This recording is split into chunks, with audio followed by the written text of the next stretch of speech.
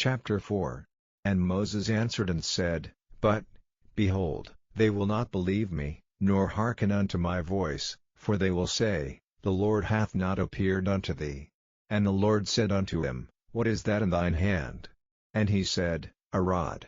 And he said, Cast it on the ground. And he cast it on the ground, and it became a serpent, and Moses fled from before it. And the Lord said unto Moses, Put forth thine hand, and take it by the tail. And he put forth his hand, and caught it, and it became a rod in his hand, that they may believe that the Lord God of their fathers, the God of Abraham, the God of Isaac, and the God of Jacob, hath appeared unto thee. And the Lord said furthermore unto him, Put now thine hand into thy bosom.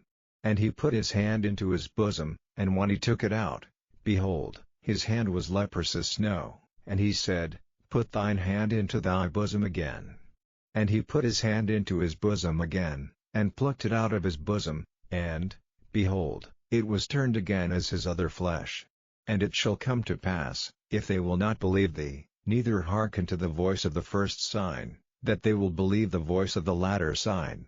And it shall come to pass, if they will not believe also these two signs, neither hearken unto thy voice, that thou shalt take of the water of the river, and pour it upon the dry land, and the water which thou takest out of the river shall become blood upon the dry land. And Moses said unto the Lord, O my Lord, I am not eloquent, neither heretofore, nor since thou hast spoken unto thy servant, but I am slow of speech, and of a slow tongue.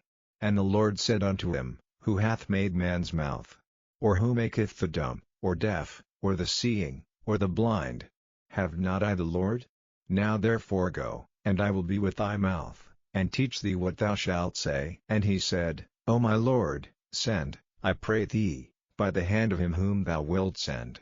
And the anger of the Lord was kindled against Moses, and he said, Is not Aaron the Levite thy brother? I know that he can speak well. And also, behold, he cometh forth to meet thee, and when he seeth thee, he will be glad in his heart. And thou shalt speak unto him, and put words in his mouth, and I will be with thy mouth, and with his mouth, and will teach you what ye shall do. And he shall be thy spokesman unto the people, and he shall be, even he shall be to thee instead of a mouth, and thou shalt be to him instead of God. And thou shalt take this rod in thine hand, wherewith thou shalt do signs. And Moses went and returned to Jethro his father-in-law, and said unto him, Let me go, I pray thee, and return unto my brethren which are in Egypt, and see whether they be yet alive.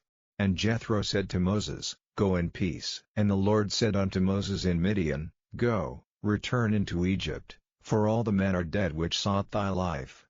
And Moses took his wife and his sons, and set them upon an ass, and he returned to the land of Egypt. And Moses took the rod of God in his hand. And the Lord said unto Moses, When thou goest to return into Egypt, see that thou do all those wonders before Pharaoh, which I have put in thine hand, but I will harden his heart, that he shall not let the people go. And thou shalt say unto Pharaoh, Thus saith the Lord, Israel is my son, even my firstborn, and I say unto thee, Let my son go, that he may serve me, and if thou refuse to let him go, behold, I will slay thy son, even thy firstborn. And it came to pass by the way in the inn, that the Lord met him, and sought to kill him. Then Zipporah took a sharp stone, and cut off the foreskin of her son, and cast it at his feet, and said, Surely a bloody husband art thou to me. So he let him go. Then she said, A bloody husband thou art, because of the circumcision. And the Lord said to Aaron, Go into the wilderness to meet Moses. And he went, and met him in the mount of God, and kissed him. And Moses told Aaron all the words of the Lord who had sent him, and all the signs which he had commanded him.